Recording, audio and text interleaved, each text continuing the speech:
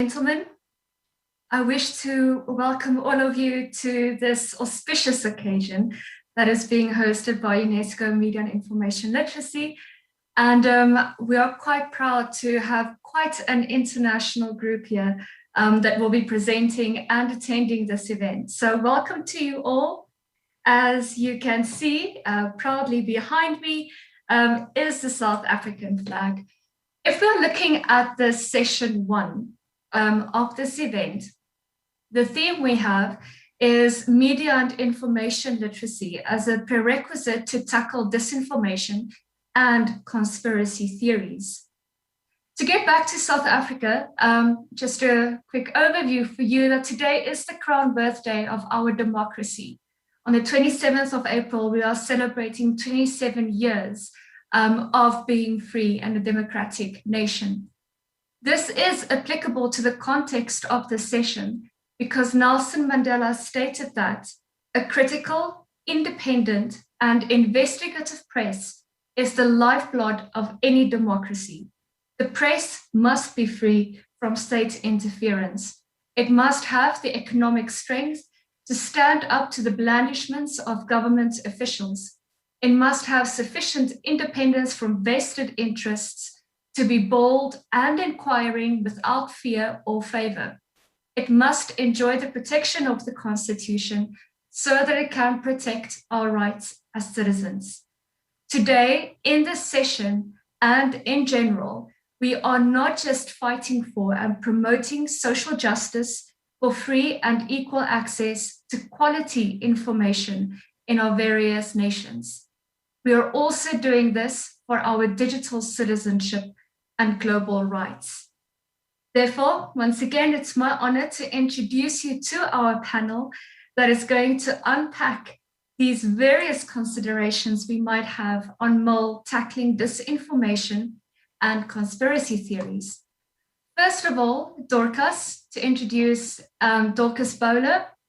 She began her career in teaching in 1981 and was employed in schools in elementary and secondary levels in the Ministry of Education in Nassau, Bahamas.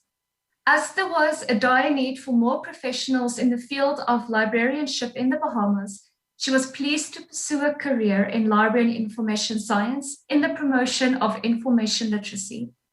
In 2012, Mrs. Bowler was appointed to the post of Director of Libraries, National Library and Information Services Department, Ministry of Education, with the oversight of libraries in the entire Bahamas.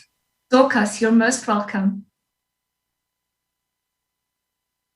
Next, I would like to also introduce Anna Kozlowska, who is an assistant professor and a reference librarian and honors college instructor at the University of Illinois at Chicago. Throughout her academic career, she has been interested in cultural, social, and political issues surrounding education.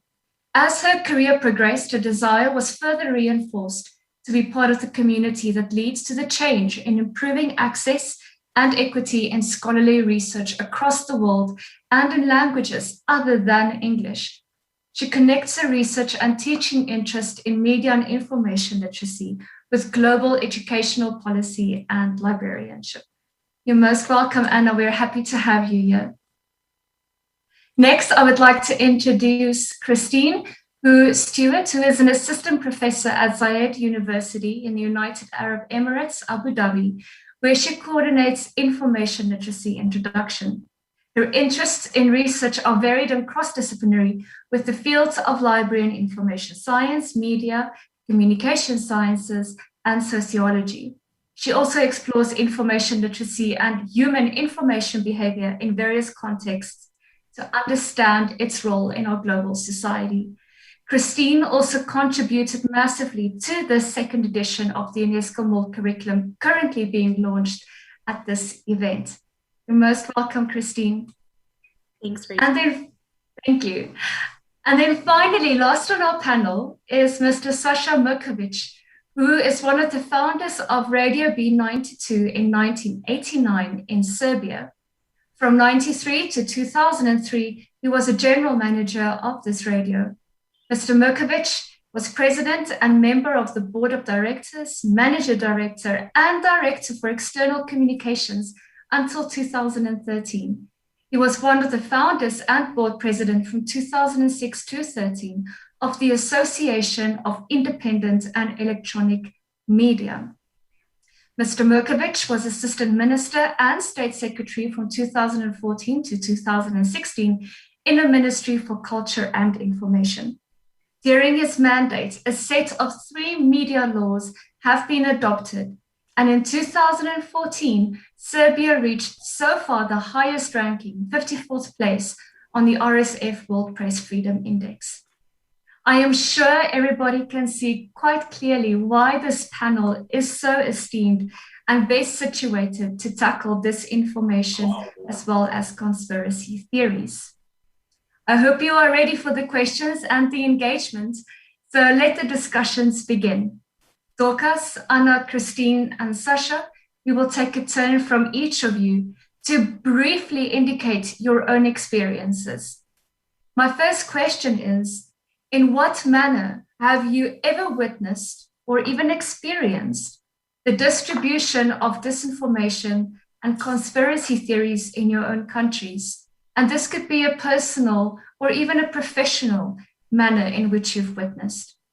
Dorcas, if you could please go first. Yes, could I share my screen as well? Yes, you may, or we can discuss. Okay.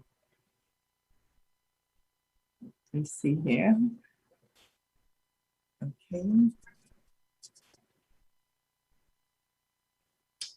Okay, so we're here. Just having, I'm not sure, you're seeing my screen? No, Christine, perhaps, Christine, sorry, Dorcas, yes. Perhaps if you want to talk through your points so that we keep cognizance of the time, please. Oh, okay then, yes, okay. Just 1 second.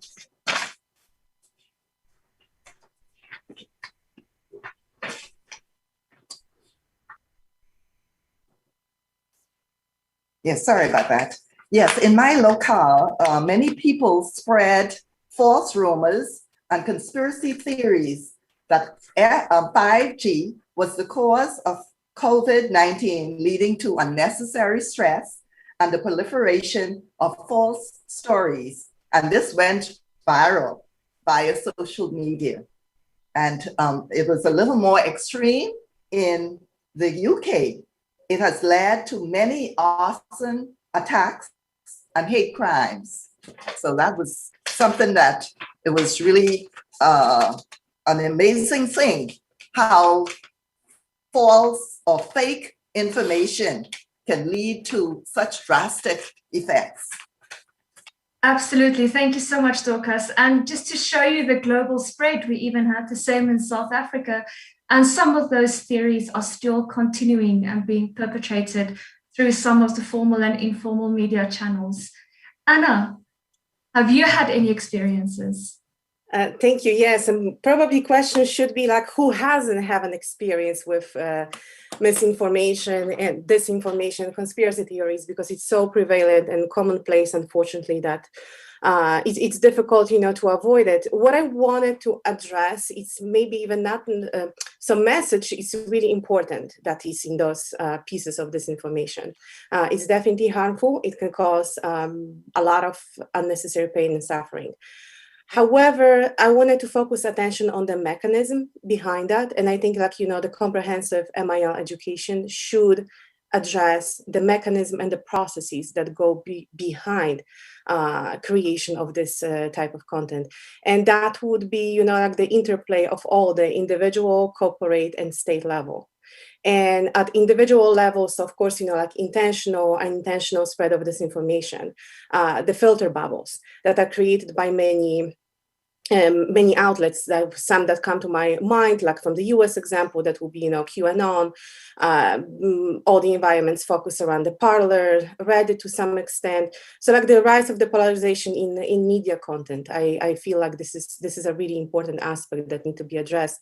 In terms of the state level, because I live and work in the United States, but originally I'm from Poland.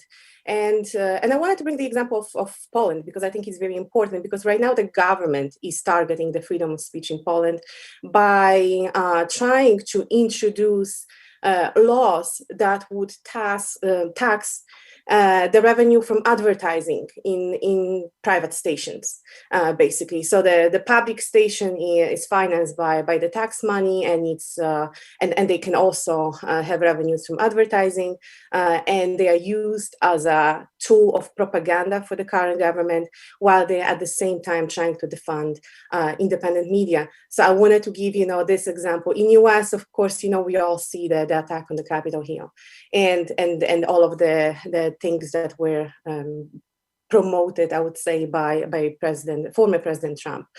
And this kind of interplay of the state, that the political figures that we would expect to give the right information, that we would be looking up to, in those situations, to give us the right answer, as the one who use the social media, who use media in general to further the agenda. So the list can go on, that would be Jair Bolsonaro in Brazil, Duterte in Philippines, Modi in India, so forth, so on. So obviously anyone who is watching this presentation probably can relate to that.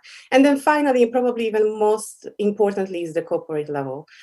So the lack of regulation of media tech giants who, let's be honest, profit from misinformation and also have links with authoritarian leaders over the world. And now the political climate a little bit is changing, and they are trying to self-regulate. However, I don't think it should be left up to the companies itself, but it's necessary to create some modes of accountability for the tech giants who Absolutely. are responsible for that. Thank you. Thank you so much, Anna. And I think what we are also experiencing is how, like you said, these filter bubbles and echo chambers are almost institutionalized within corporate culture, national mandates and discourses, and how these filter down into the public, like you said, that intentionally, and sometimes they don't even know, might be perpetuating this. So it is quite a vicious cycle, especially if there's trust between people on the ground, citizens, government, and corporates. So it really needs to be addressed top down and bottom up. Thank you so much. Christine, your experiences. Yeah, so I'm originally from the US, but I live in Abu Dhabi in the United Arab Emirates. And just as those who have spoken before me have commented, the past year in particular, I think it's become so much more visible, especially conspiracy theories and things with COVID-19. In the context of my work, working directly with university students, I can remember a year ago or I guess just over a year ago, when we were actually still on campus. We hadn't moved online yet, and entering, different classes to do information literacy instruction, and having students, where they're talking about what's been sent to them on WhatsApp, and using that as an example of where did this information come from, and really, asking them to think critically about this, because it's come on WhatsApp, and more often than not, it was where it was like a screenshot from social media, and then somebody, shares this, and it creates this weird echo throughout these WhatsApp messages.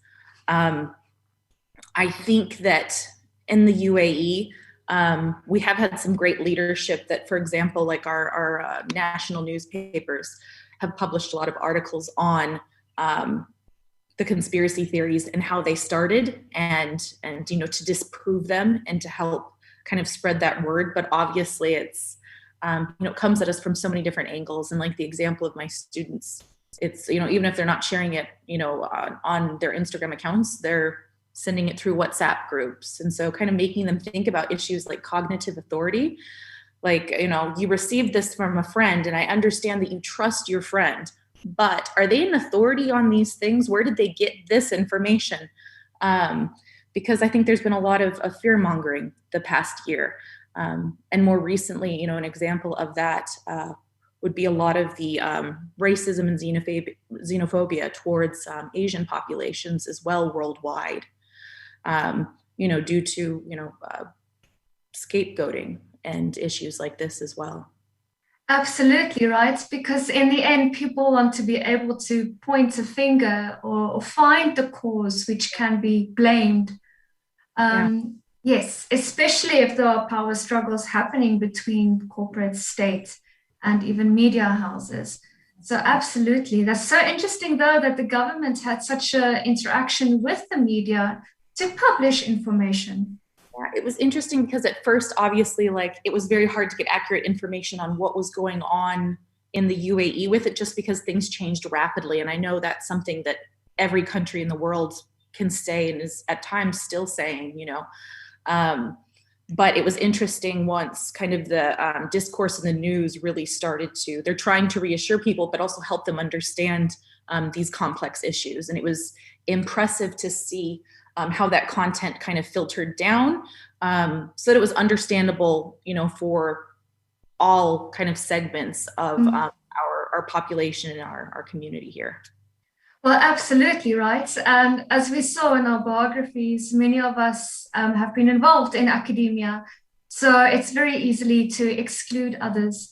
That's why coming next to yourself, Sasha, I mean, you have experience in media, in government, and also within academia, since you were one of the authors on the Media Literacy Handbook for Pre-University Education for Teachers and Professional Associates.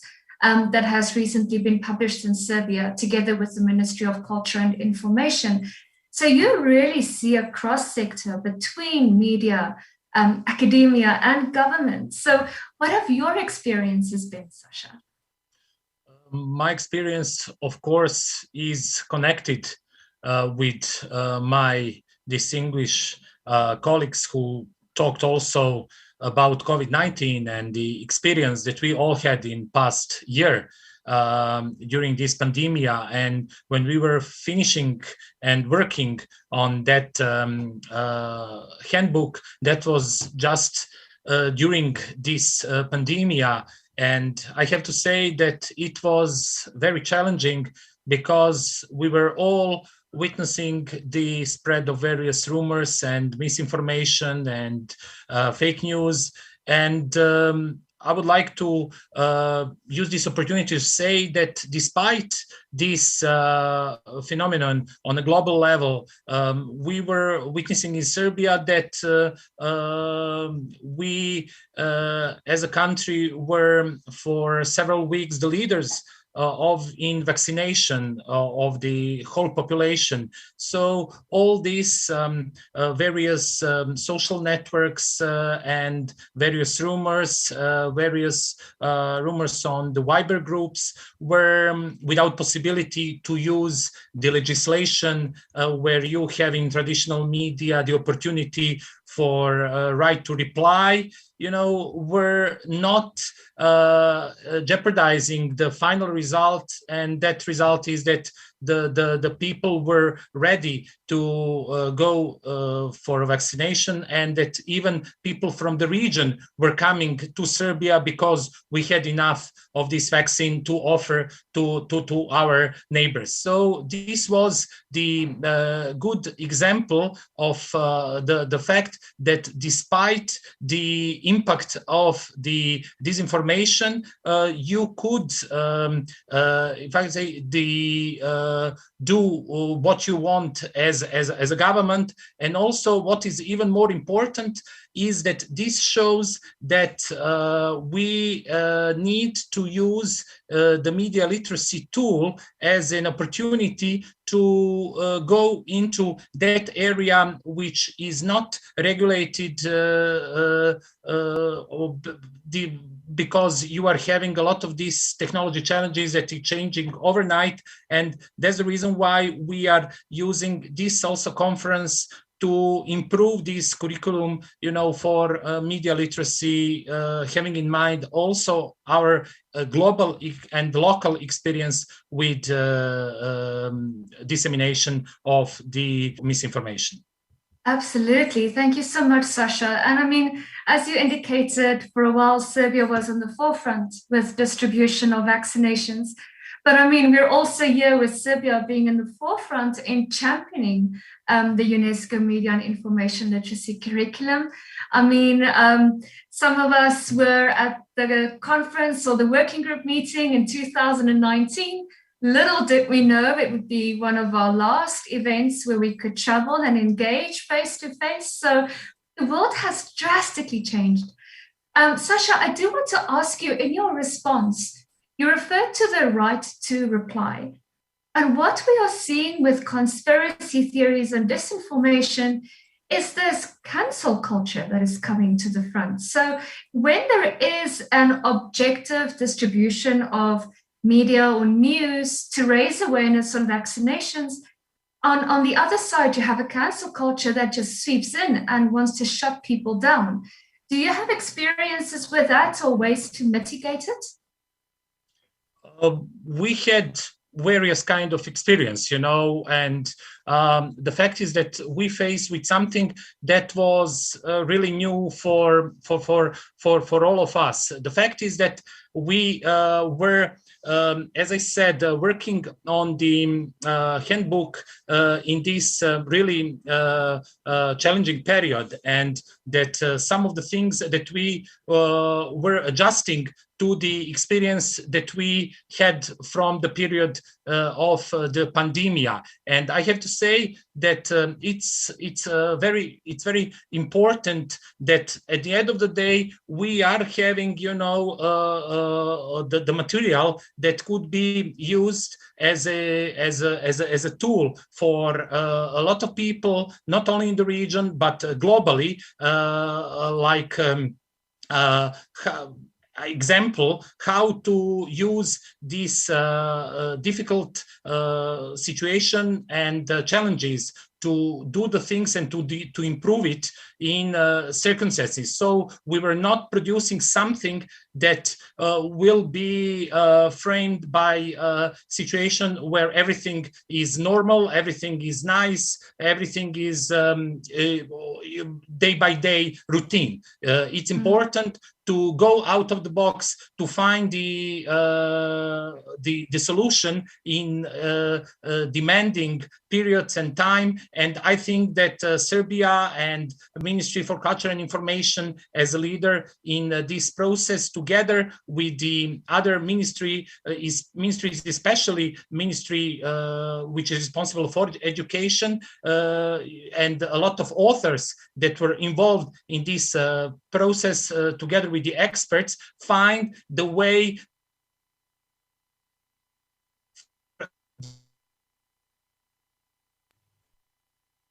Sasha, you're breaking up.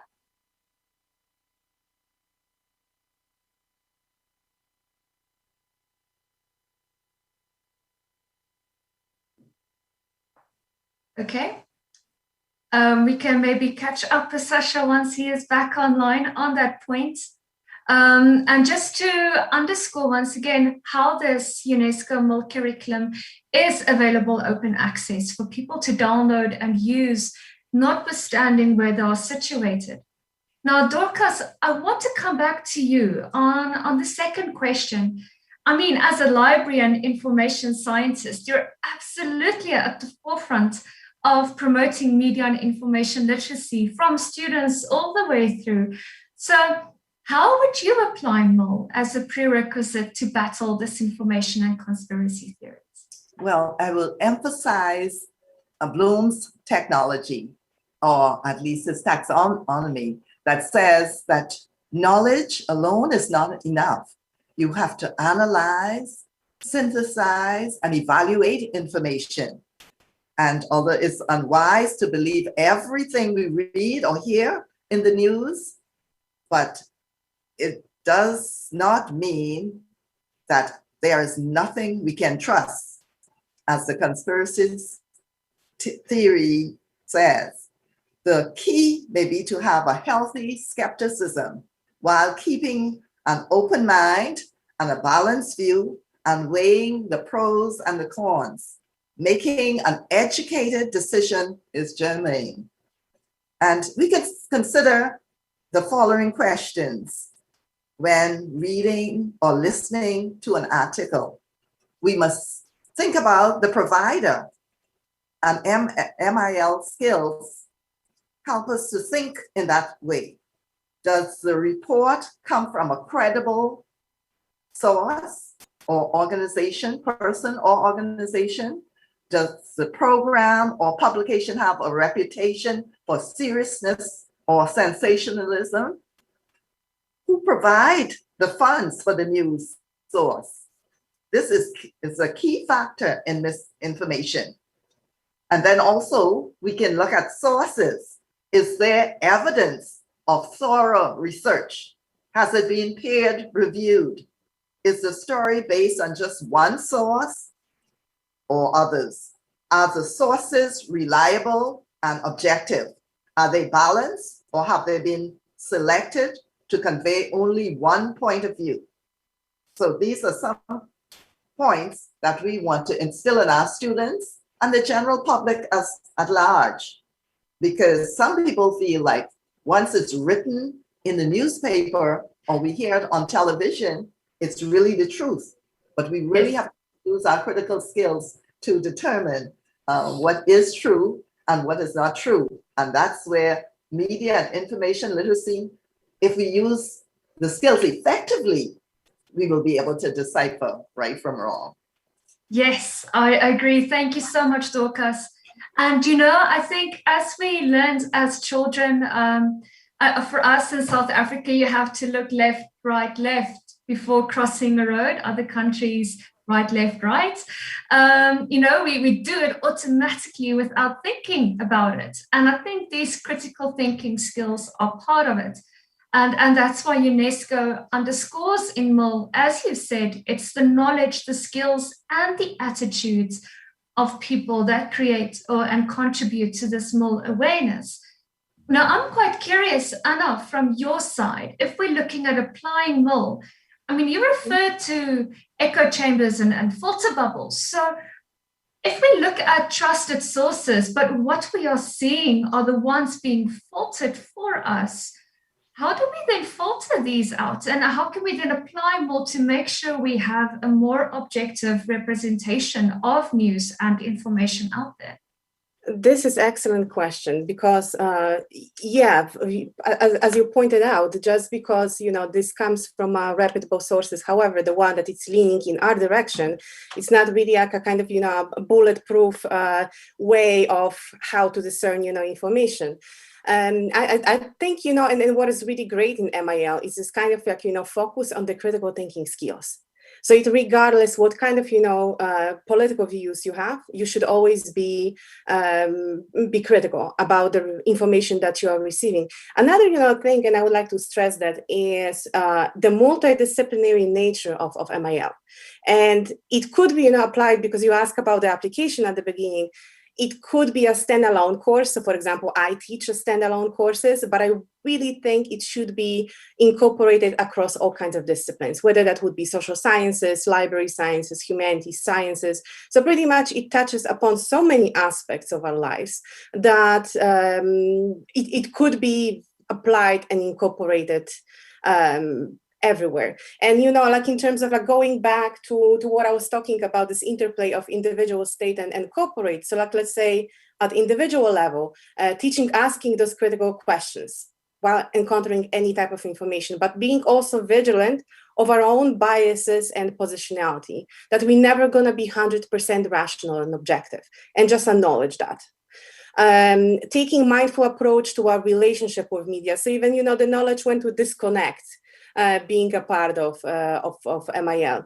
In terms of, you know, the states encouraging the civic participation, the social activism, and not just the shallow one, like liking something or sharing, you know, posts on Facebook and just being kind of, you know, okay, I'm done, you know, with my social activism, but taking a really, really kind of, you know, active role, and first of all, promoting also voting.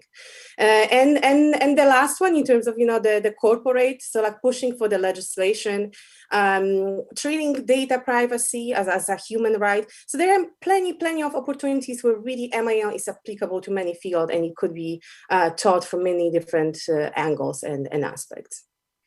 Thank you so much for that. And especially what you are saying, I think at least if we can acknowledge, we will never fully be completely objective. I mean, we are human after all.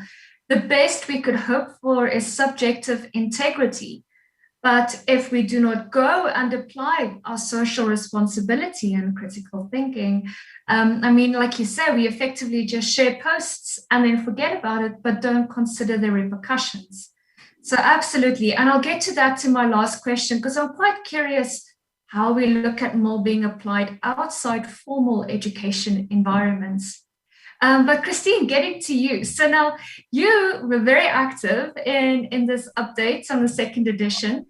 And so I'm quite curious, how did you, in your research, apply MIL, of course, in teaching? And then how did that feed back into your contribution to the curriculum?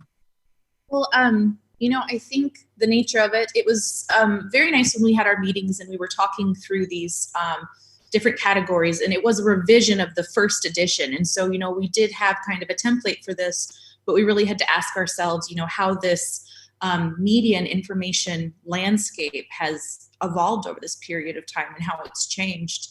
And I know that part of it too was that some of our, you know, beginning conversations, or even right now in this session, you know, some of it sounds so negative, all these things that we have to combat, but a lot of times we forget about how dynamic our media and information literacy environment is and how that's enabled, you know, of course it's enabled negative things, but also a lot of really positive things. And that was something that I really took away from, you know, this collaborative effort was the idea that your, you know, marginalized voices can be heard a lot louder. And I think it was quite interesting because it really also made me reflect on who we're creating this curriculum from. So a lot of times I get, I think, very stuck into my kind of like academic sphere that I operate in. And I found it quite rewarding to practice some self-reflection and think about who are we creating this for, and what do we want to enable them to do and, you know, contribute to globally. And I think that was really powerful too, because I think it's quite easy for us to get stuck in, you know, if we work for the government, to kind of think about the government when we're creating things, or if you're working in academia, think about your academic context. But one thing I think that was really quite rewarding about it was thinking of how relevant these abilities are in every sector, and how important it is that we were able to create a curriculum that, you know, it could be used by, you know, primary teachers, for example, or in academia, or, you know, at a public library, or, you know, in a public forum anyway, to think about the fact that it's, like you had said earlier, it's outside of just formal education. We're not just talking about building academic skills. It's really about building and fostering abilities. Yes. So operate in this environment, but also so that, you know, to kind of empower people to act and to, you know, combat things like, you know, hate speech, disinformation, and conspiracy theory. Yes, I agree, because I mean, in the end, one thing that came up quite a bit also in the curriculum was the role of citizen journalists, how we contribute, and therefore also then to consider being an active citizen within our own communities, once again, looking at our social responsibility. What I'm liking of this also with Christine and what Anna also said, that we're considering how MIL as a prerequisite not only looks at horizontal factors in terms of education and research and policy, but also vertically, how it cuts through grassroots, schools, academia, government, and then tech corporates. So it really is a holistic approach that MIL needs to take. So I would like to get to Sasha on this with your experience in media, once again, government and academia. Sasha, have you found you apply and tweak MIL differently in each of those environments, or do you have a straightforward way that you go in and dealing with it? We had various experiences, and we try in this pioneer work to go step by step and to learn from our previous experiences. First of all, it's normal when you're working with the Ministry for Education that you are starting for the grassroots and also to work with young pupils, with teenagers, with also teachers, but we are improving so that part of our portfolio is also to create content for public services. So we were also producing the TV serial Superheroes of Media Literacy that was broadcasted in a very popular slot during the online lectures for elementary and secondary school. And what is even more important is that it has been broadcasted on our 2 public media services and translated on various languages of national minorities who are living in our country. So we were approaching really huge population, trying to disseminate this curriculum and also a lot of new knowledge of media literacy. And the next step is that we are working together with the Ministry of Culture and Information about media literacy on the level of public administration, with the Academy for Public Administration, and also with the parents, which is also important, and we are planning to do with the business. So as you can see, we are not having this narrow approach. We are trying to do it as big as possible and having in mind what are our capabilities. We are trying our best and results are really, really very, very, very good. Well, I congratulate you on that, Sasha, and representing Serbia. And Maya, I know you're there in the background. I mean, your efforts really are truly, we can all applaud you on that. I think, Sasha, maybe Serbia can share some vaccines with South Africa, but I think also you could share your experiences on this more integration with the South African government and our universities, because in the end, these best practices should be translated into policy development. I think we all saw this past year going online, just the amount of information and overload. It's been extraordinary where we are getting now this digital fatigue, and later we don't know how to discriminate or distinguish between what information to believe or not. So it's only going to get more with emerging technologies. So fostering that collaboration in between countries and then intra countries and internationally is definitely needed. So well done for Serbia for taking such a tremendous lead on this. Thank you very much. And I will only add that we are trying also to put that in some strategic documents successfully. So last year, Serbia adopted new media strategy for 5 years, and media literacy took important part of that media literacy, and now action plan is for future period also setting up certain agenda that has to be fulfilled, and media literacy is having important place in it. And also we are trying to do everything that is possible together with the international organization from UNESCO, then to the OSCE, then to European Commission, also Council of Europe. These are all important, very important organization for us to, as you said, spread our experience and also to get the best from this organization and various countries, because we think that we could only together improve this curriculum and, having in mind demanding times in which we are living. Absolutely. Well, you sound to be very busy, Sasha, and please don't forget the Global South. I think between Latin America, the Caribbean nations, Africa, India, the Pacific Islands, we all need to be included in this global exchange and learn from the global North and EU, etc. but we need to make sure those north-south dialogues do take place. So if we consider now, our experiences and MIL as a prerequisite, my final question is actually looking now, this is the launch of the MIL curriculum, second edition for educators and learners.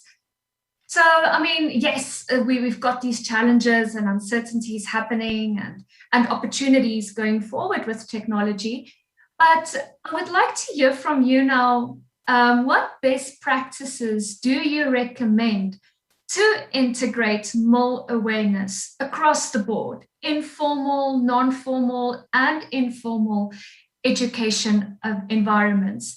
So for our listeners and our viewers currently in this event, what are the takeaways for best practice towards increasing awareness? Dorcas, if you could go first, please. Yes, I found that we need to communicate the integral role of MIL skills play in tackling disinformation and conspiracy theories. We also need to collaborate with organizations that promote MIL skills and best practices. And what I've found in the Bahamas, many times people think about literacy as just the functional literacy, but now we are trying very hard, our endeavor best, to encourage them to think about media and information literacy, because they are so accustomed to the basic functional literacy. So it takes a lot of work to get persons to change that mindset, to see the important role of media and information literacy, and also to connect with governments, ministers, civil societies, teachers, parents, and all stakeholders in the promotion of media and information literacy. And then we need to integrate MIL in all pedagogies, because that's the key to get them thinking and to get students and the general public to think in a way that is critical, in a positive manner, and to remediate the persons who may feel like, well, whatever the media says, that's it. But we need to really think critically of whatever issues come up and do our research thoroughly so as to help others. Thank you so much, Dorcas. And you made it really easy to remember and to integrate. It seems you've gone for the C's: communication, collaboration, complex literacies, connection, and then finally integration of these various components. And of course, those cut across the board, no matter if you are an educator or an advocate within community groups. So thank you so much for your contribution there, Dorcas. Thank you too. Anna, so I'm very curious, because you keep on coming back to those 3 levels. So how would you look at recommending to integrate MIL awareness across those levels, from state, tech, and academia education? That's a very difficult question, to be quite honest with you. Yeah, but I think, what's really the most important, part of the MIL, and it is stressed in this new version of the curriculum several times, is the focus on lifelong learning. So that the MIL is not something that you can just learn and sort of be done, and there's nothing, and you educated yourself, and this will continue to be applicable for the rest of your life. No, like this entire environment of media is living and breathing, and it's constantly changing and evolving. So the kind of, the commitment, instilling commitment to lifelong learning, to this as an ongoing process, I would say probably would be like the best, practical application, and it could be used everywhere, so in academia or in other places. But in terms of, the recommendations from the new updated version of the curriculum, I think there are two that are the most important, and they kind of go together with this individual corporate state level. So the first one would be the tackling stereotypes and pushing for the right to equality in MIL. And Kristen mentioned that, several times in the presentation, also you, Rachel. So like not being this, combating hate speech being really important, but promoting contribution of scientists, educators, artists, so forth, so on, from all over the world, especially from underrepresented group, being imperative. And as you said, the global South, so this goes with the next thing, acknowledging the American and Eurocentrism in media, and challenging this dominant discourse, not seeing, ourselves as we are only the one pouring the knowledge in South, but also what can I learn? Whichever group, would be concerned. And the second one, that would be the power of artificial intelligence. And I'm really happy that it is addressed in this new version of the curriculum. So the focus on the data privacy as a human right. And also, the surveillance technology, because again, it goes with the equity issues. Okay, because as we don't want to be lacking agency when it comes to the development of AI and and surveillance technology that could be used against us. But also we need to remember that most likely to be used to those that already have least power. So having this kind of global discussion, global discourse about it, talking about it in schools, in libraries, in other settings, I would say that these two aspects, so I will repeat them again, tackling stereotypes and pushing for the right to equality in MIL, and the second one, the power of artificial intelligence and MIL as the two most important, in my opinion. Thank you so much. And yes, lifelong learning. And I know what I do also, notice and appreciate, I think when it comes back to social responsibility, is we also need to practice what we preach, being representatives of MIL and information ethics.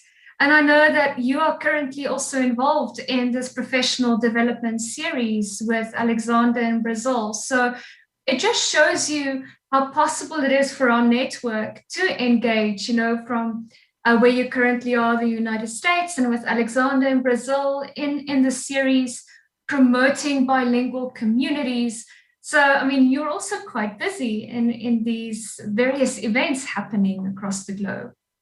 Yes, I'm trying, I guess, to stay busy. That's the topic, the subject that really excites me a lot, and I'm very happy for all of those invitations. Part of that because the UIC, the institution that I come from, is one of the top 20 most diverse universities in the United States. So we do not have a majority on the campus. So basically all the groups ethnically are almost equally represented.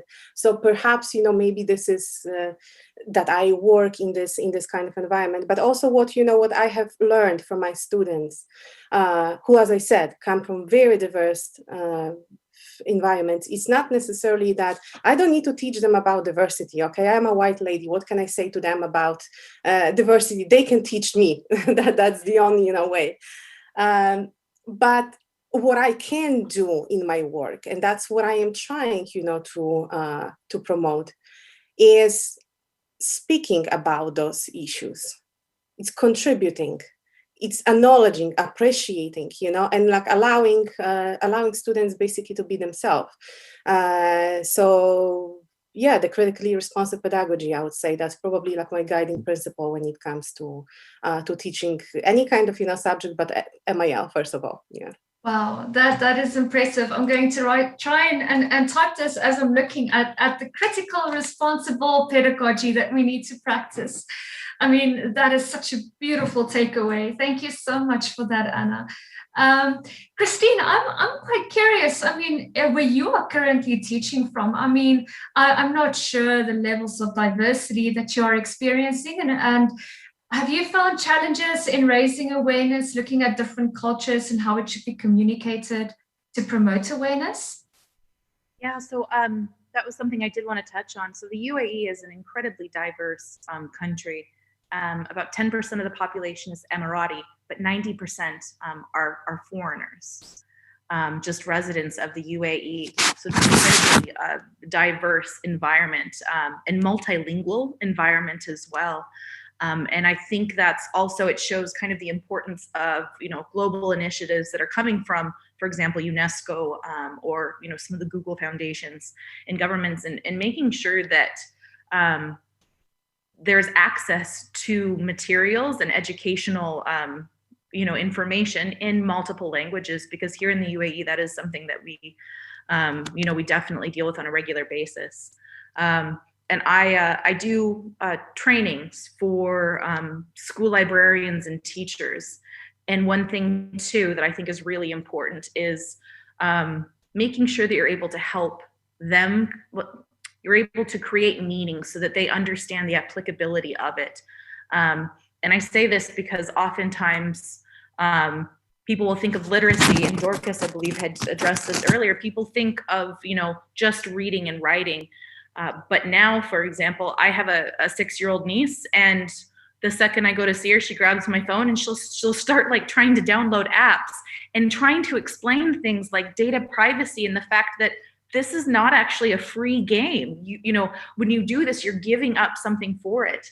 And so I think that there's this really important element that happens because our youth are so tech savvy. They've got these technological abilities. However, there's this kind of epistemological or cognitive issue that exists where they don't really quite understand the context from which all of this is coming from.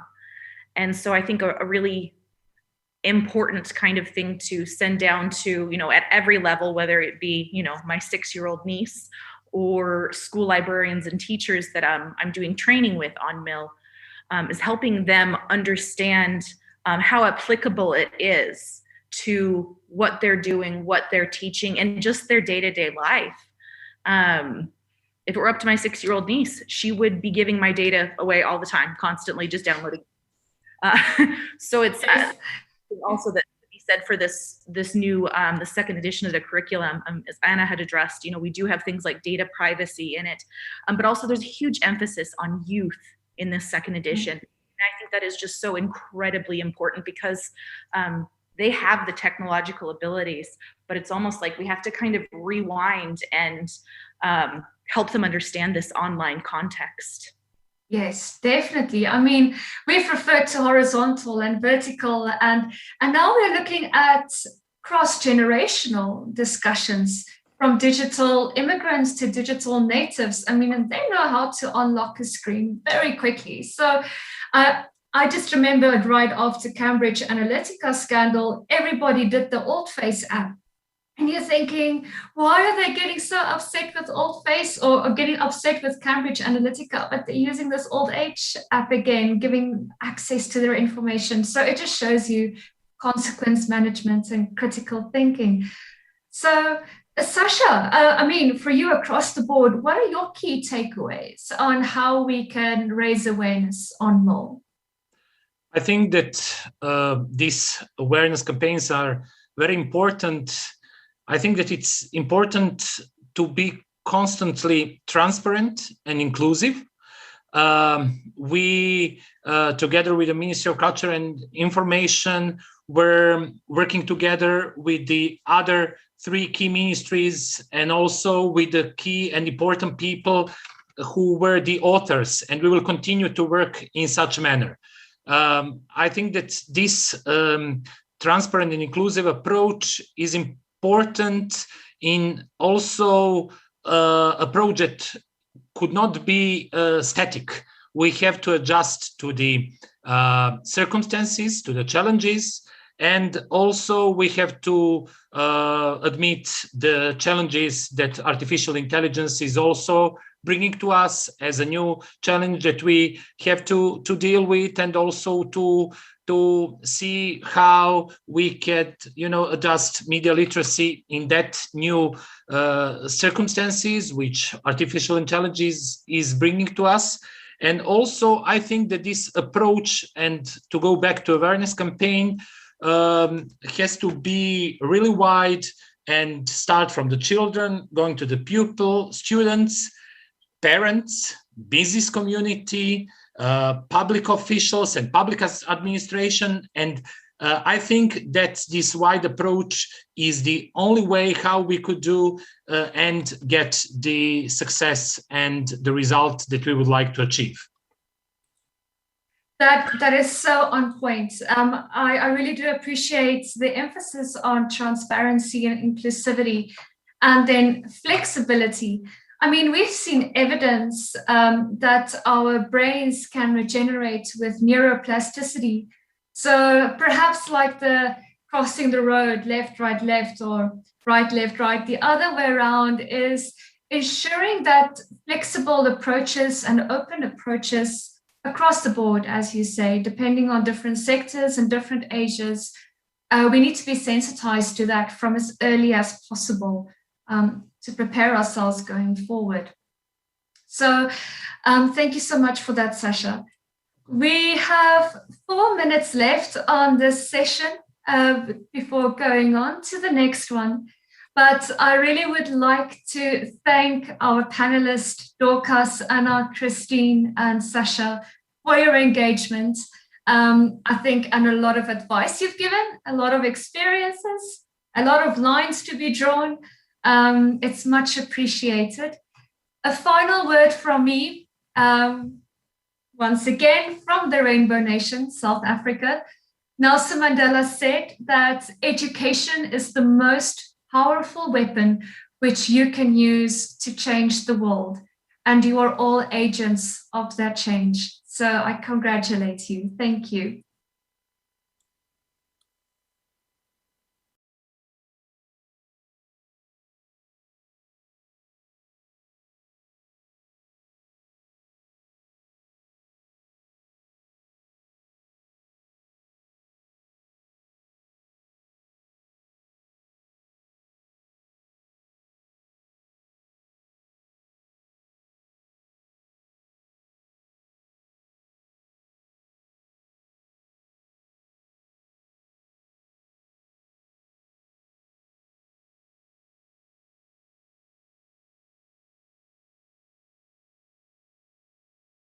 World's population, including over 70% of all youth globally, are online.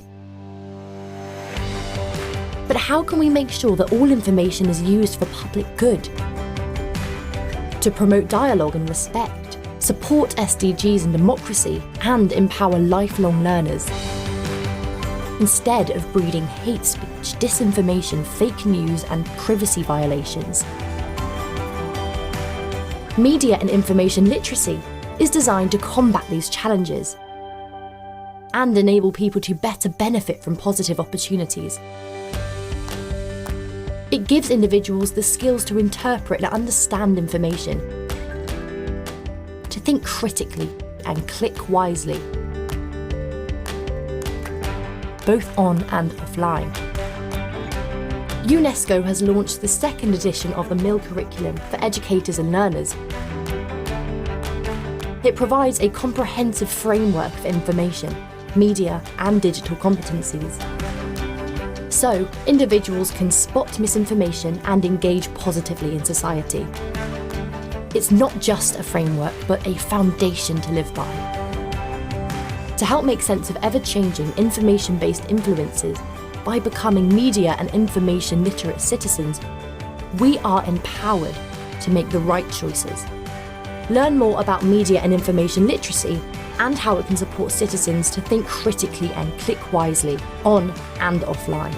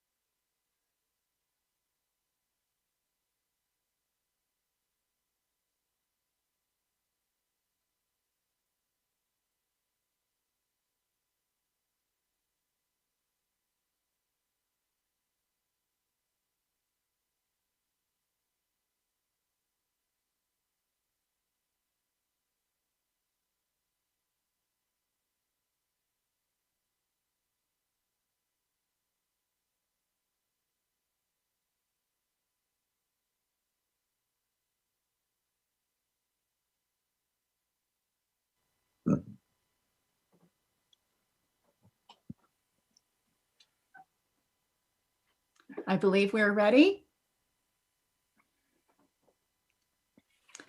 Thank you very much. Hello, everyone, and welcome to the second and final session for today.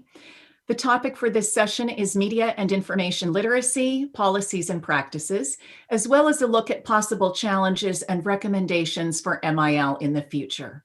My name is Carolyn Wilson, and I'm the Executive Director of the McLuhan Foundation for Digital Media Literacy, and I'm joining you from Canada. I'm delighted to be with you as the moderator of this session. I've been involved in media and information literacy for over 30 years and have had the honor of being part of the teams responsible for the first and second editions of the UNESCO MIL curriculum. I know this session is an important one, and we have a very impressive lineup of speakers with a great deal of knowledge and experience to share with us. Before we begin and move into the formal part of the presentations, I'd like to share a quote with you that I have adapted from Rodney Jones and Christopher Hafner. It connects to our topic for this session and will perhaps provide us with additional inspiration and an additional focus. And I begin with a quote. "Literacies are not things we develop just for the sake of developing them. We develop them to do certain things, become certain kinds of people, and create certain kinds of societies." Are you in time? And so the most basic underlying questions governing the development of media and information literacy are, what do you want to do with them? Who do you want to be? And what kind of society do you want to live in? So with that, I will introduce our speakers to you this morning in Canada. I realize it's not this morning everywhere. Our first speaker is Davina Frau-Meigs, a professor and UNESCO chair at the University Sorbonne Nouvelle in Paris, France. Welcome, Davina. It's great to see you. Great to see you. Thank you. Our second speaker is Dorothy Gordon, the chair of the UNESCO Information for All program and board member of the UNESCO Institute for Information Technologies in Education. Dorothy is joining us from Ghana. Ramon Toison is the president of the Asian Institute for Journalism and Communication and the Secretary General of the Asian Media, Information and Communication Center in the Philippines. Our next presenter is Masato Kajimoto, an associate professor in the Journalism and Media Studies Center at the University of Hong Kong. And last but certainly not least, Maya Zarek is the head of the Unit for International Cooperation, European Integration, and Projects in the Media in the Republic of Serbia. So we have a very impressive group from several corners of the globe coming together for this session. And we have planned 3 questions for the panelists, and I'll share this with all of you who are joining us. Of course, the speakers received them in advance, but the 3 questions for the panelists are as follows. Number 1, please provide a specific example of either an MIL policy or practice from your region. Number 2, what conditions or circumstances have made this example possible? And number 3, what recommendations or suggestions do you have for others interested in MIL? So here you might refer to current circumstances or future challenges. So lots to explore this morning, a really terrific lineup of presenters. We only have an hour for this session, so we're going to begin right away. We'll move right into our speakers' presentations, and we'll begin with our first speaker. And Davina, I'll invite you to start. So please share an example of an effective MIL policy or practice from your region that you think will be inspiring for all of us. Thank you, Davina. Well, thank you for having me and for organizing this this panel and this whole session and launch of this second curriculum. I chose a policy from the European Union, of course, as you may guess, since this is my region, and it was called the Media Education for All program, which is a program that is just closing after 5 years of being put in place by our DG Connect, our division on technologies and digital agenda, in which you'll be interested to know is located media and information literacy. It's not in the DG Education or Culture, it's in the DG Digital Agenda, which is in itself interesting for the future in terms of a policy, where to locate it. This program called on different universities or associations and to propose projects with a European amplitude, and which is to say at least 3 or 4 countries, several partners. And most of the themes were about critical thinking and disinformation. All in all, now that the project is closed, there's been 18 projects funded. And I was lucky with my association and my UNESCO chair to have one of them, which was called UCheck.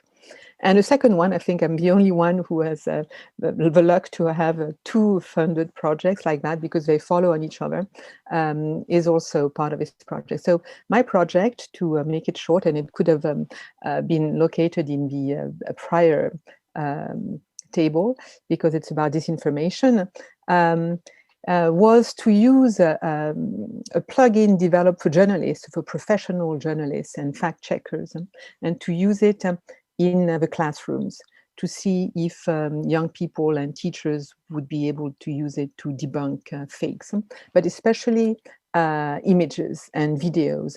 So what was interesting about it is that it brought together media developers, because we provided feedback to the developers and then modified the plugin to make it more easily accessible, more user-friendly and beyond journalism. We were working with journalists, fact checkers, which is a kind of odd branch of journalism, but not completely journalism, and they're very techie, very data-oriented, media professionals and teachers and educators. So it was very interesting to have this whole multi-sectorial group coming together. What we were able to show is that with even a short intervention, a 2-3 hour intervention in the classrooms, we were able to change young people's position and feeling and attitude as to fake news. For instance, they moved from a gut feeling about, oh, this could be fake, this could be real, but didn't matter very much for them at some point, you know how they use these things very fast, to particular attention to the design of images, which is something that we really were hoping for. And so as a result, the second phase of the project, which is starting next week, called You Verify, is going to amplify our results. We're going to produce a MOOC to reach out to all people who would be interested in training and further training. And we're going to have a serious game that is going to give missions to young people using each of the functionalities of the plugin so that they'll become even better at visual literacy. And so for us, it's been really pushing within MIL, pushing digital visual literacy.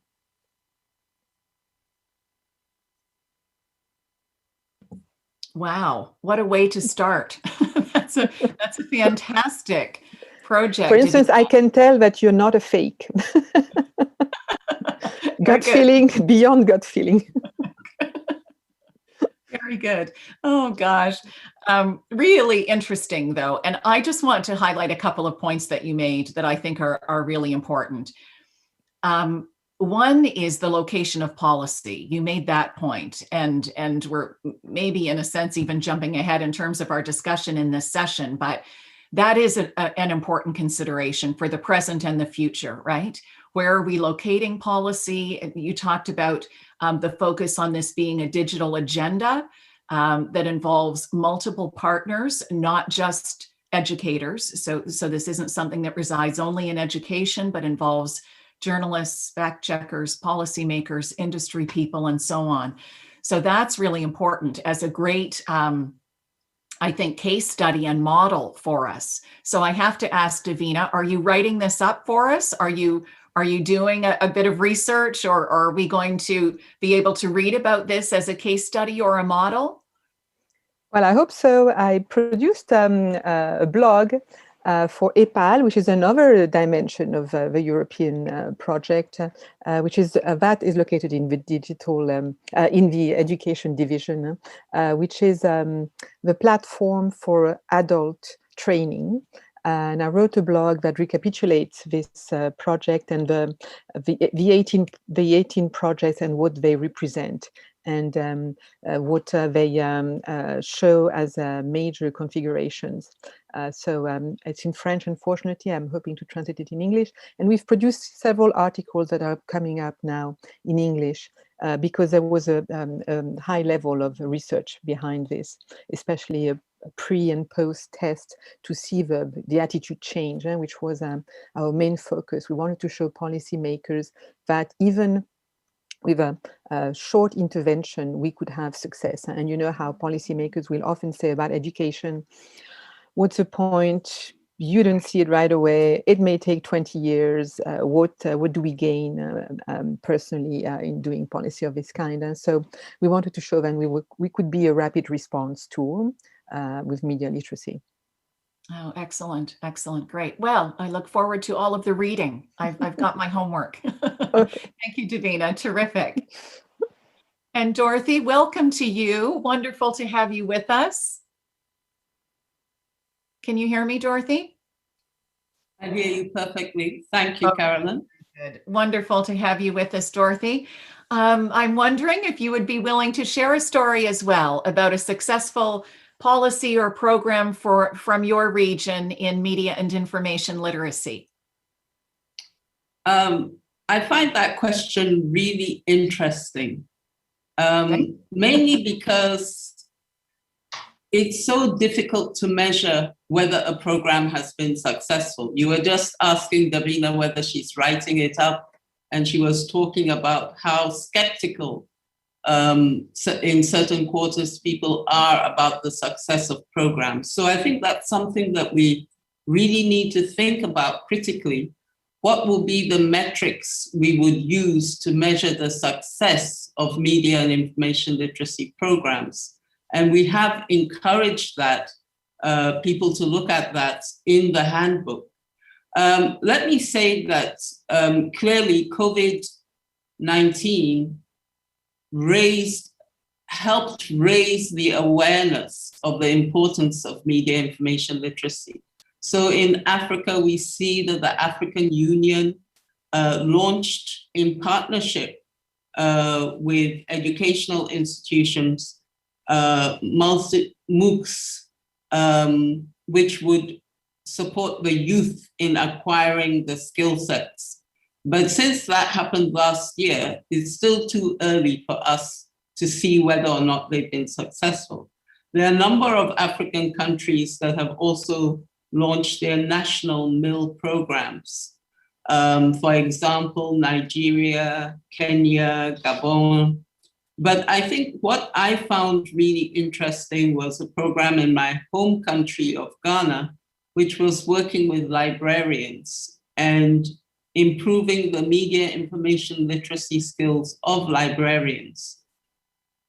And that, for me, is the kind of program where you can see multiplier effects as these individuals are interacting not only with young people, but all ages. And I think that that is something that as we are thinking about programs in the area of media information literacy, it really brings home to us the importance of lifelong learning that is expressed in SDG 4, that there is no single group that we can target for MIL. It has to be everyone. And of course, in Africa, we have a huge proportion of our population which is under the age of 20. So naturally, we will target the youth, but we must remember that it affects all people. And so even though at an intellectual level, I can appreciate many of the programs that are running at the moment, I see one big gap, which is that they tend to be in the official languages. And because they're in the official languages, so many people on the continent cannot access them. So it's very important that we start putting those programs in minority languages, and in Africa, even in our majority national languages, as opposed to the official languages, so that more people can access. So there are a lot of programs going on. They tend to be disparate. We don't see often a national focus. And that's where I hope that as awareness is raised, we will see more coordination, more consensus at the national level to put these programs right in the center of digital transformation. Thank you. That was wonderful, Dorothy. Thank you. You've made some really important points for us to think about. And I just want to highlight a couple for all of us and for people listening. I really appreciated you identifying the importance of success criteria for a particular project. How do we know what we're measuring and whether or not something is being taken up or implemented successfully? And of course, you acknowledged the reality of the pandemic as being one of the factors that has perhaps shifted media and information literacy into the spotlight. It's unfortunate, of course, that we have this kind of situation or perhaps needed this kind of situation to shine a spotlight on media and information literacy, but here we are. The Canadian communications expert Marshall McLuhan always said that for every breakdown, there is a breakthrough. And perhaps this is an opportunity where media and information literacy is really going to break through in a number of regions around the world. But your final point really stayed with me as well, and that is the importance of access and making sure that we are providing opportunities for people to be included in a media and information literacy experience, and how often the official languages prevent that from happening. So that was a very important point for us to consider as well. We can come back to some of these as a group, perhaps towards the end of the session.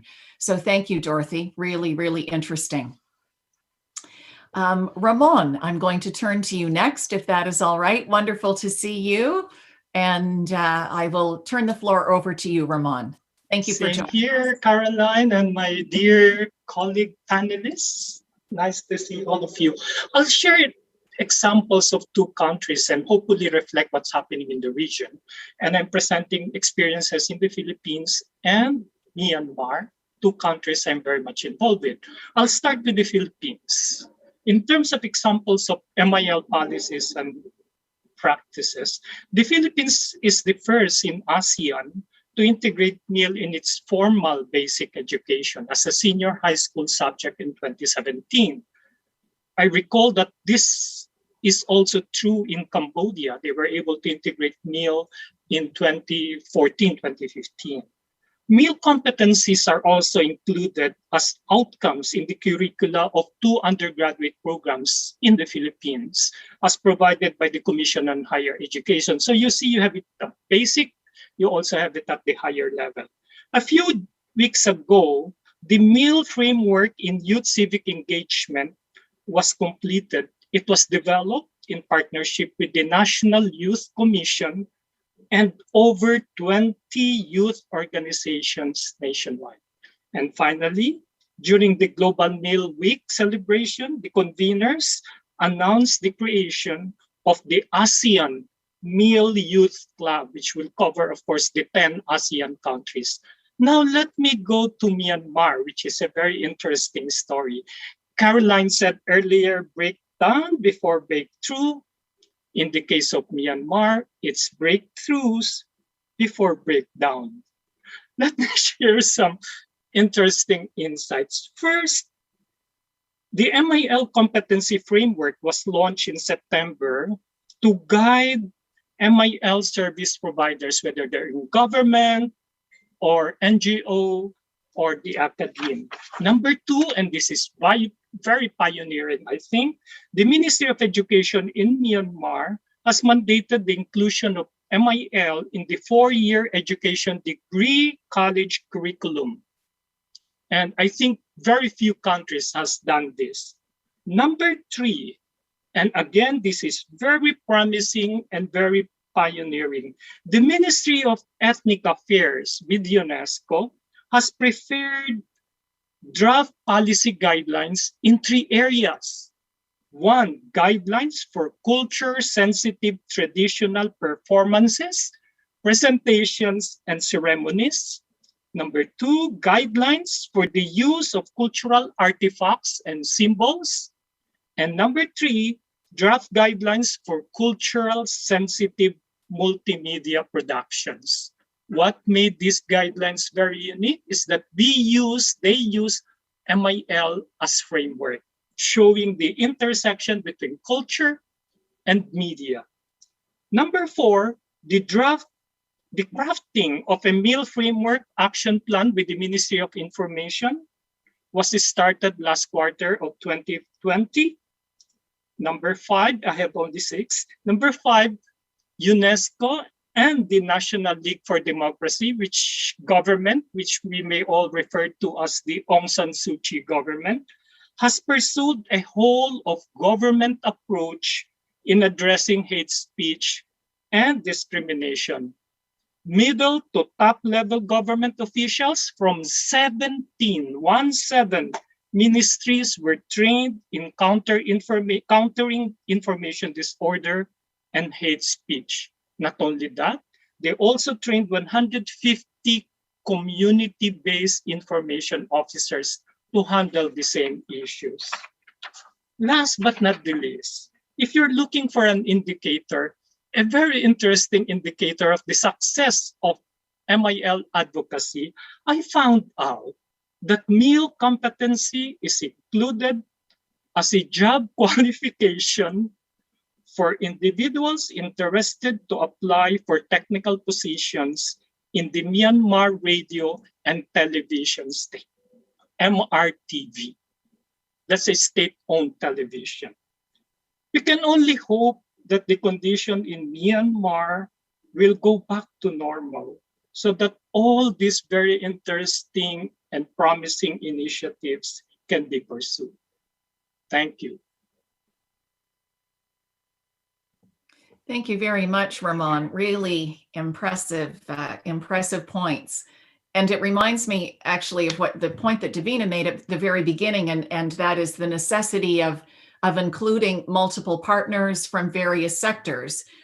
You talked about youth organizations, and I won't do justice to all the points you made, but youth organizations, college curriculum, a holistic government approach involving 17 ministries, as well as an approach that includes radio and television stations that are state-owned, where media and information literacy becomes a prerequisite, a required qualification for a job application. So that's impressive. Very, very impressive, Ramon.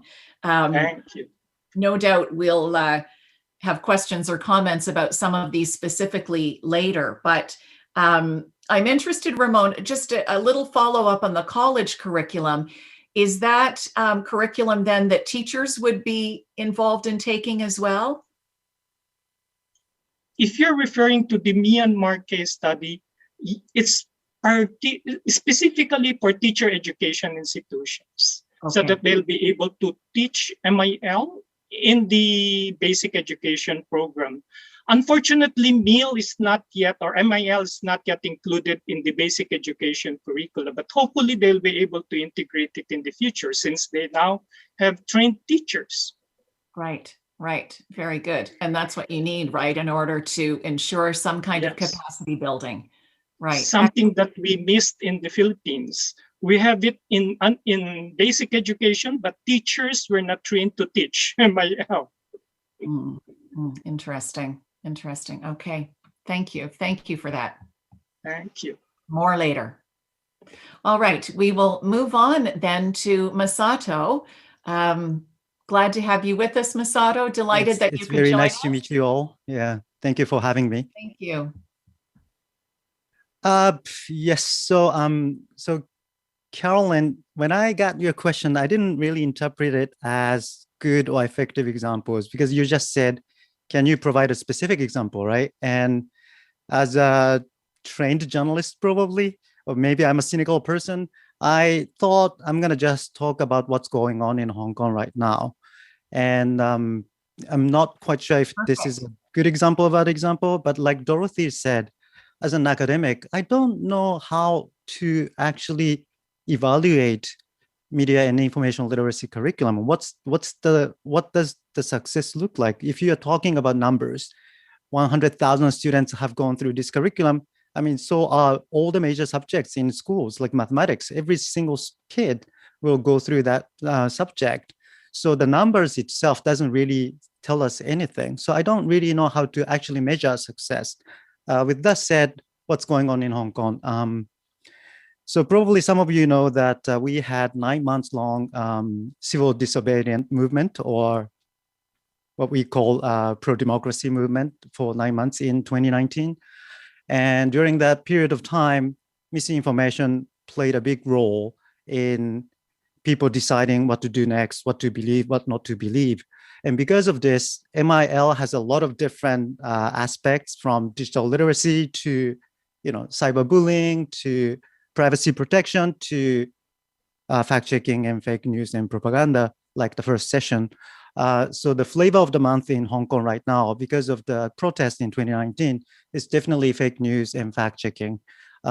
Educators and government and many stakeholders are focusing on how are we going to do, what are we going to do with misinformation on social media and also in different parts of the communities. Last year, we had sweeping legal change, I would say, with the national security law in late June. Because of this, government has power to implement so many different changes in educational curriculum right now. So just this month, Education Bureau announced that 8 academic subjects in public schools will be dealing with fake news and fact checking, out of which 4 subjects are specifically teaching the impact of so-called fake news and also how to fact check certain content. This covers from primary school to secondary school. And subjects, I forgot which subjects they were, but I remember that secondary school, they're using ICT class, so information and communication technology class, to address this issue. And obviously the problem is, like Dorothy said, if there is no clear learning objective there, how to, so government has certain agenda to push this education forward, and their learning objectives or their measurement of success is probably very different from what educators would expect students to learn. And that's one of the issues that I think we will be discussing quite often in Hong Kong. And like Ramon said, in Hong Kong, this curriculum change just happened overnight. Our academic year is ending this month or next month, right? A new academic year will start in September. So 8 new textbooks arrived this month. So there is no way for the teachers to be trained to teach these tools and techniques and the content. So what are we going to do with this? That's a major issue that we are facing right now in Hong Kong. And also, if you want to teach what's going on in our society, inevitably you have to have lots of case studies and real life examples. And those real life examples we see in Hong Kong are very political in nature or culturally very sensitive right now. So if you are a public school teacher who's trying to address certain issues in classroom, it's very tricky to address those things in Hong Kong. So under the current circumstances in our city, media and information literacy education is a very touchy, tricky, sensitive subject. Just off the record, even though this is live broadcasted, I did talk to certain government officials who are involved in education sectors. They are quite even worried about using the word media literacy or media education, because the word media itself is already the subject of political attack right now. So unfortunately, I will stop here, and sorry, that was not a good example like Ramon's one. No, not at all. No need to apologize. And you're quite right. The question was inviting you to talk about a specific example, and you've reminded us of the reality that many educators and others are facing in various parts of the world as they try to implement media and information literacy.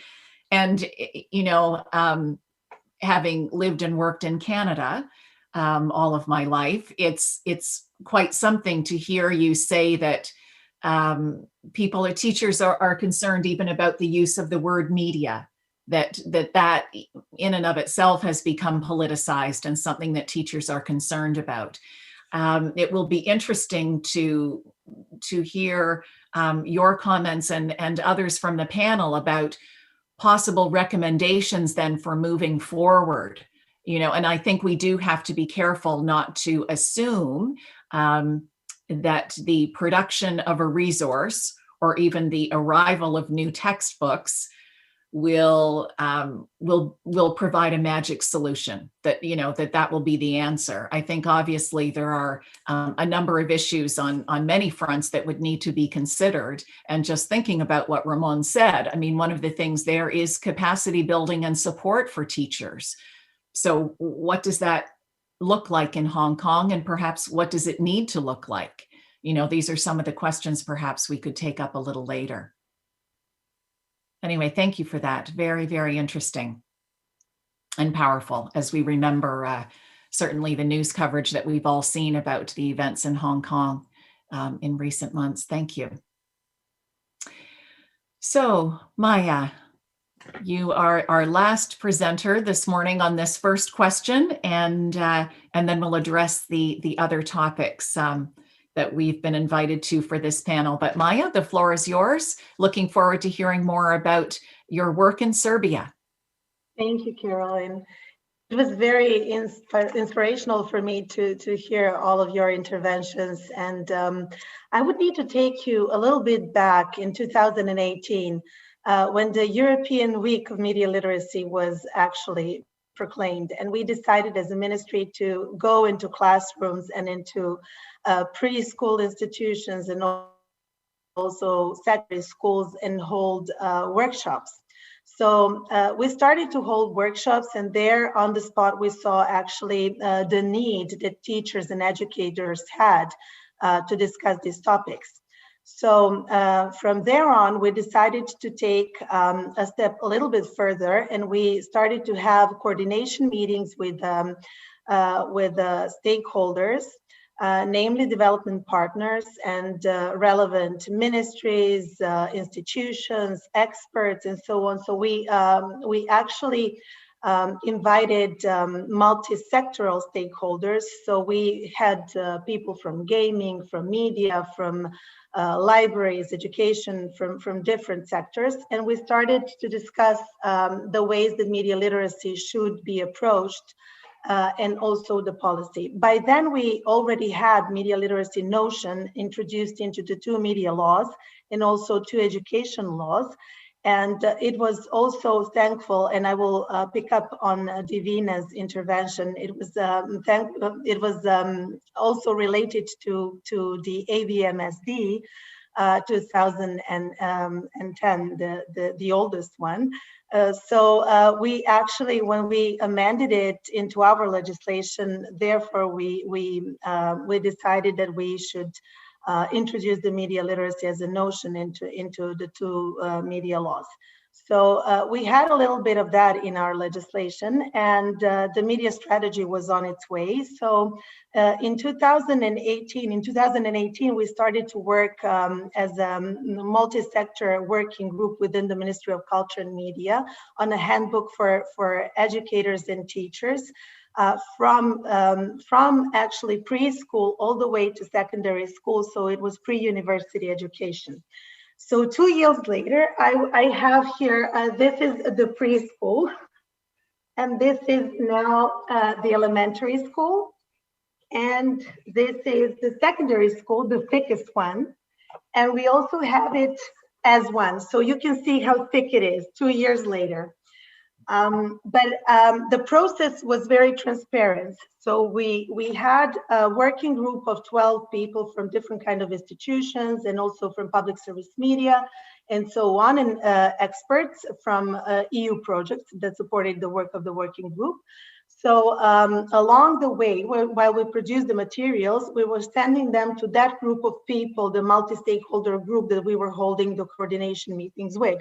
So they would send their interventions and we would integrate them. So the process took 2 years. 2 years later, in 2020, we had this done, but it's not only in print. So we have a web portal, which we will try to translate into English so that we can share the knowledge. And within that web portal, you have all the working materials for each lesson aside, so the teacher can print it out immediately. And we also have an app. So the questions from the media literacy handbook is also distributed according to the grades. And you have questions.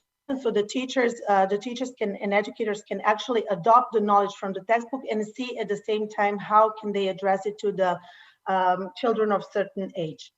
So with this in mind, we also have the TV series that is produced and is going on 2 public service media stations. And the series and also the textbook is going to be translated into the national minority languages. So while that process was taking part, we actually discussed the topics with children and also with teachers. And there we saw that our background document, which is actually UNESCO's and Caroline's document from 2011, the handbook for teachers, we saw that there's been a decade and a total switch of new topics, and we actually proposed to UNESCO to discuss the topics on that matter. And in 2019, we actually had our first international consultation meeting with UNESCO. And UNESCO decided to pick up on our suggestions. So we started to innovate this amazing tool from 2011, and I'm so proud that together we share the success of it after 2 years also of the hard work that everybody put in that tool. So the policy, the way that the Ministry of Culture works upon a policy has 2 levels and 2 layers. So one is national layer, where we put as much as we can into our policies, and we have now a new media strategy, and a whole chapter is devoted to the media literacy, and the action plan foresees all the stakeholders and certain actions and timelines. But on another level, what we try to do is that we try to move things forward within the international communities and within international organizations.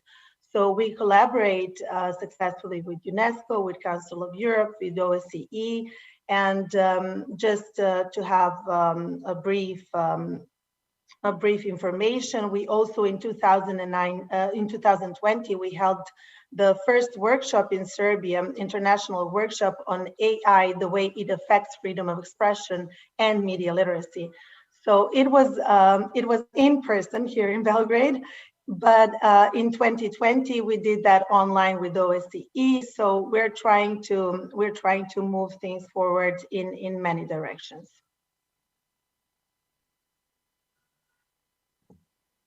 Well, the Serbian story is a great story when it comes to media and information literacy in terms of all of the things that you've been doing and what you've been able to achieve.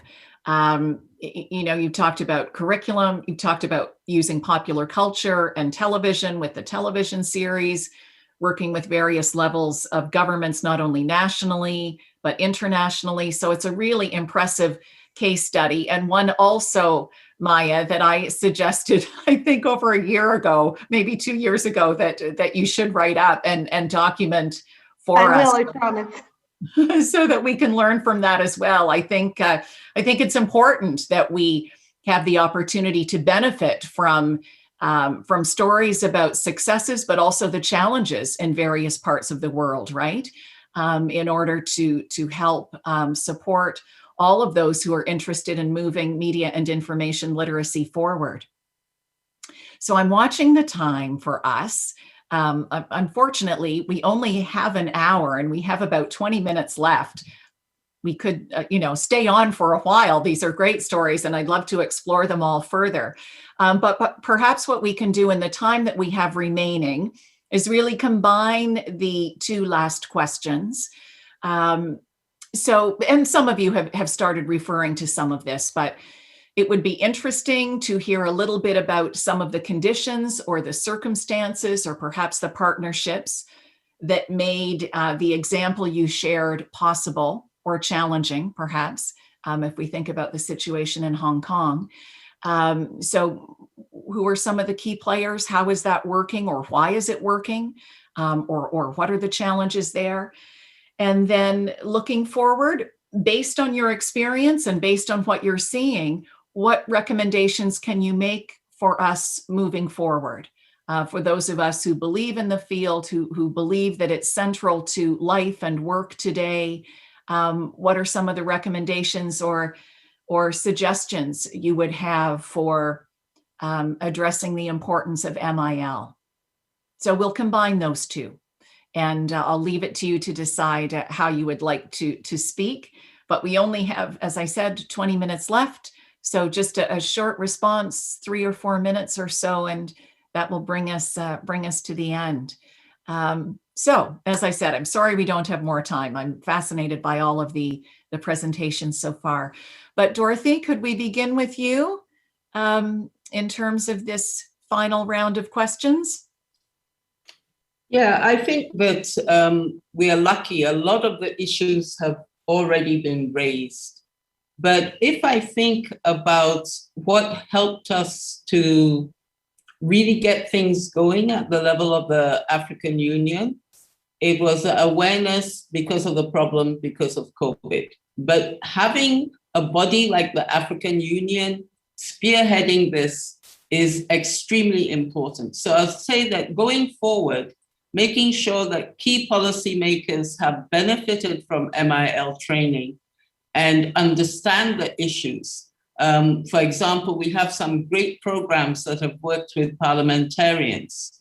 So key policy people, but I think the whole government approach, and I've forgotten who mentioned the whole government approach among the other panelists, but we can't keep having these small disparate programs. For example, just in the Ministry of Education and just for one section. It is the whole government approach that every single sector of government recognizes the importance of media information literacy for their sector. And the fact that we are going through a digital transformation of our economies means that we all need those skill sets. So not just one section of society, everyone, it should be inclusive. Access should not be restricted by age, by disability, by language, all of those issues. And I think that because we have to be brief, let me just say that one of the key things would be to have some clear metrics. Because as somebody who has participated in drawing up a government budget before, when you're trying to get money to fund something, you need to be able to show some results. And I think that we need to be able to we need to put a little bit more thinking in how we can show the impact of media information literacy. And let me end by saying that we are very fortunate in that all politicians are very sensitive today to the importance of media information literacy. They understand how different platforms can affect their ability to get re-elected or even elected for the first time or to be thrown out of office. And so we are fortunate in having them sensitized to this. Now we have to make it clear that it will make sense for them to put the money behind this once they are in office to make sure that we have all of our citizens well educated around this very important topic. Thanks. Terrific. You've made some important points for us, Dorothy. Thank you very much. Ramon, we'll go over to you now. I have 3 points. One, what makes it successful? What I have seen in the field is, number one, UNESCO as the trigger to MIL initiatives. This is not an advertisement, but it really works, working with UNESCO. Number two, MIL champions within each organization. In the case of government, champions should not be limited among the top strategic decision makers, but more important, I think, would be mid-level career officials who will ensure continuity and provide institutional memory. Number four, young people should be empowered to take the lead as advocates, proponents, and implementers. For me, to change the world, we should work with and work for young people.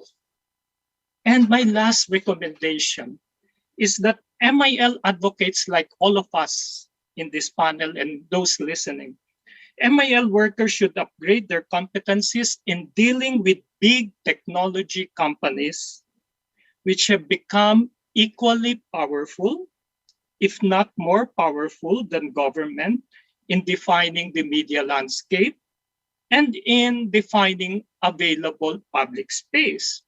Just how powerful are these technology companies? Well, they have powers that Superman can only wish for. They have powers that make Superman so envious of them. I think these companies, technology companies, they feel faultless and responsible to no one, as they believe that the kryptonite has not been discovered. Question, could it be that MIL is the kryptonite of the superpower technology companies? I think it is. Thank you. Well, that's an impressive comment to conclude on. Thank you, Ramon. Very good. Masato, the floor is yours. I don't want to go after Ramon. That was excellent, man. Yeah. So the problem I talked about in Hong Kong is not just Hong Kong, right? If you look at media landscape in Asia, lots of countries are having similar issues. Just looking at legislations, anti-fake news law, for example, Philippines has one, Thailand has one, Singapore has POFMA, Malaysia also has a law. Indonesia doesn't have a anti-fake news law, but they use cybersecurity law or e-trading law to limit certain information to spread among the public. And all those countries, except for the Philippines, they also have governmentally initiated fact-checking projects or initiatives. They employ a lot of people to monitor social media content and then decide what is true and what is not true. I understand that the whole government approach is important, but having said that, in this part of the world, that has pros and cons. And yes, if the topics are things like COVID-19, I think educators' interest, people's interest, government interest are pretty much aligned. We want people to be healthy. We want people to get proper medical information. So when those topics that are less political and more towards the betterment of all the society, I think we can work. When it comes to political issues, and unfortunately in Asia, I think there has to be a way to, so if you are collaborating with the government, all the stakeholders are collaborating, I think there has to be, my recommendation would be, there has to be an understanding that, okay, we're gonna do this A, B, C, D, E, but when it comes to other things, we might go separate ways. So that kind of mutual understanding has to be very important, and it has to be set at the beginning, because I think that's also another thing, that if MIL education top-down approach works, then that means that the people have to believe in it as well. Parents have to be happy that kids are getting that kind of education. And then again, in some countries, governments are not representative of the people. It's in non-democratic countries, or democracy is not mature enough. So there are certain concerns that I always have. But having said that, I have worked in Myanmar and other countries as well. And I think my recommendation and approach would be, yes, let's cooperate when we can. COVID is a really good way to start sort of reaching out to the people that you have never talked to before. This refers to both government and educators and media organizations and tech platforms, like Ramon said. We all have to work together on this one at least, and then see how things go with clear boundaries. Another recommendation is to develop MIL curriculum specific to your political and media condition and media landscape. Oftentimes, UNESCO's textbooks is great, and there are many great resources in English out there. But when it comes to teaching MIL in Vietnam, what can you teach? There aren't many resources. You can translate, but then all the conditions and the premises that those textbooks take for granted is not there in those countries. So I think important thing is that we work together and then try to find ways to help facilitate educators in different communities and different countries to develop their own modules and curriculums that are suitable for their environment. And I think that's extremely important. So the collaboration has to work that way. Instead of having unified curriculum, we cater to each condition. Even Japan, if you look at media literacy education translated from English language, critical thinking is translated into oftentimes independent thinking. Because the educators in Japan thinks that the critical is a too harsh as a word. So it's culturally, it's a bit hard to advocate for critical thinking, but independent thinking might be still palpable to Japanese public. So there are certain things that each country has to do things differently. And that's my recommendation. Understanding those things is important. Or I'll stop here. Sorry, I talked too much. Yeah. You've made some very good points once again, Masato. Thank you very much for sharing that with us. It was excellent. Maya, we'll go over to you, and we'll conclude with Davina, since Davina started us off. So we'll turn our attention back to Maya for final comments about recommendations and steps forward.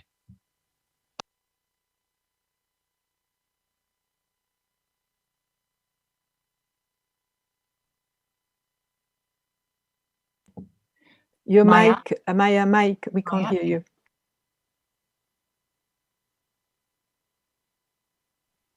Sorry. No trouble. Media literacy. So I think that when we talk about policies, we actually need to remind ourselves that it's not about paper, it's about people. So that, with that in mind, it's always, I think, priority to network and connect and exchange views. And thus it is very valuable for me personally as someone who works within the ministry to have this experience of exchanging views and practices with all of you. From that, I think that we have to have in mind that media literacy is about leaving no one behind.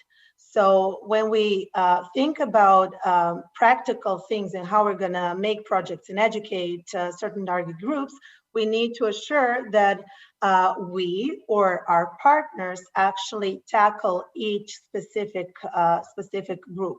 So the way that we are dealing with it right now is that we're making curriculum for parents or extended families in general. Also curriculum for public administration, and another one which is for business environment. So to pick up on Masato's words, I would say that we try to make as much progress as we can where we can. So at a time, it's working great with teachers. At a time, it's working great with the industry. At a time, we're very inspired, for example, by what UNESCO is doing with Twitter, or So there are many inspirational stories, and at the end, we all need to think globally and work locally. So we need to amend that inspiration to our local context. Excellent. Thank you, Maya. Very good. And Davina, our final words of wisdom from you. Right. Well, it's hard after such distinguished speakers who have a lot of experience and have said it all. And so what can I say to be a bit contrarian? Because, of course, in a critical meal, we are critical and not just independent. First, maybe a recall of things.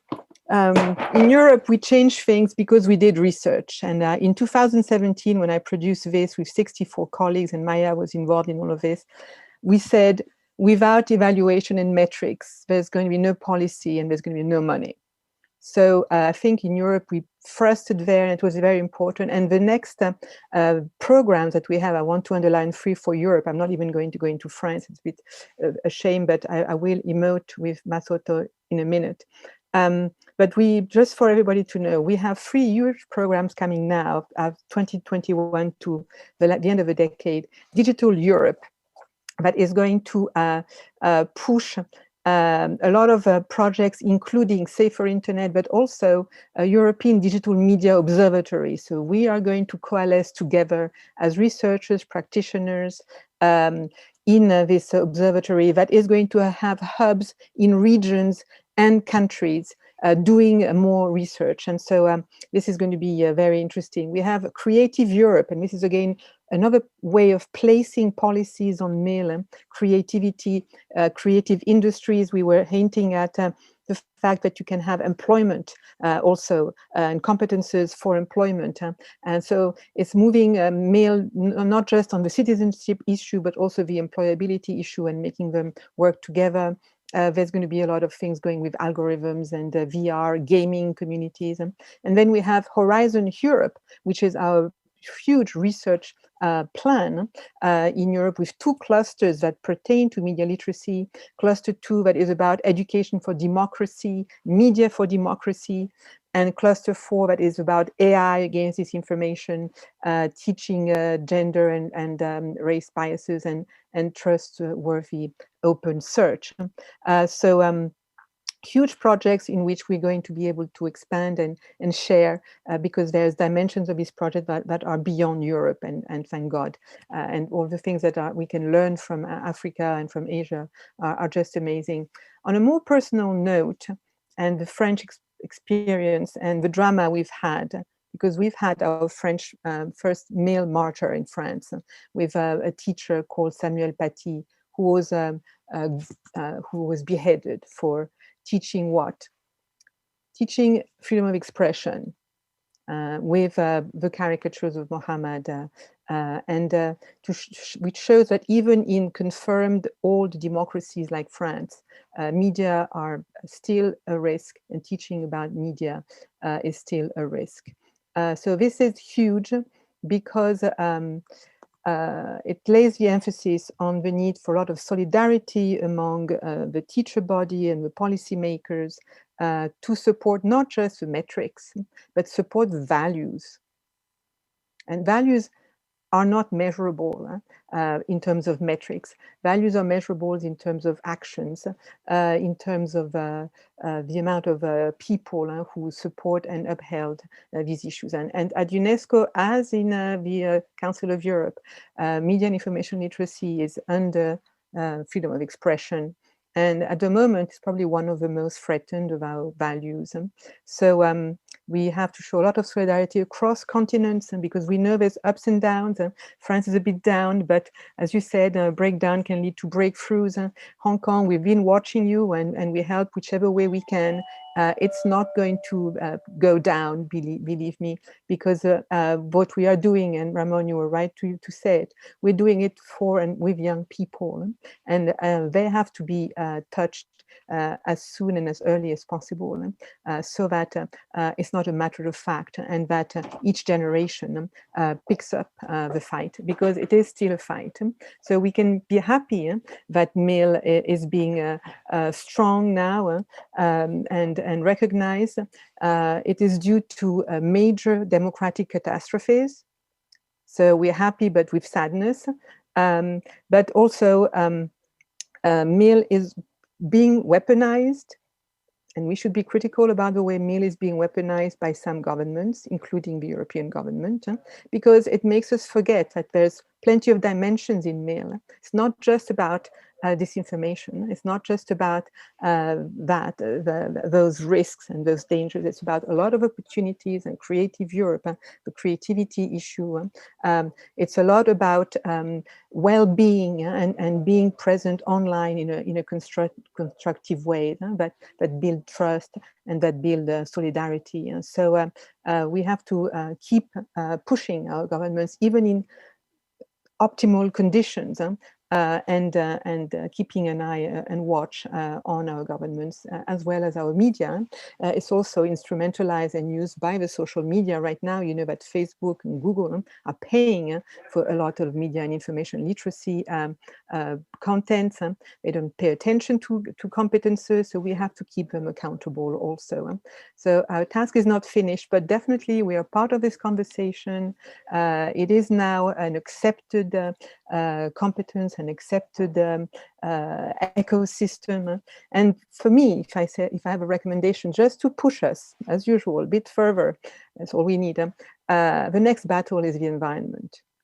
The environment, and we are now developing a school within media and information literacy in different continents that we call eco-media, to really bring together the digital transition and the ecological transition, and ensure that those who are Mail savvy, Mail educated, get it about the pollution with the digital and how to fight that, but also the pollution in the minds about what is going on with the environment.